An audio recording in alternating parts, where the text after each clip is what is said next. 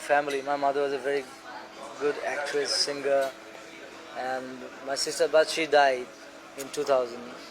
Sorry. That was an accident. She was a great actress in Assam. I'm from Assam. You are from Assam. I'm from India, but I'm from Assam. That's a different state there, and we have a very different culture there. And So tell me where Assam is. Assam is known for tea. You can find tea it's Assam written tea. there, Assam tea, because we produce the highest number of teas from Assam, and oil, tea, oil, and coals. Three things. Coals, yeah. What does that mean?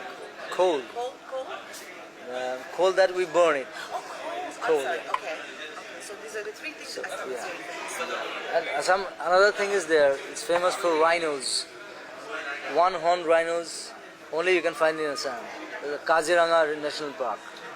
That's the biggest thing there. We're famous place there. Yes, Assam is always famous.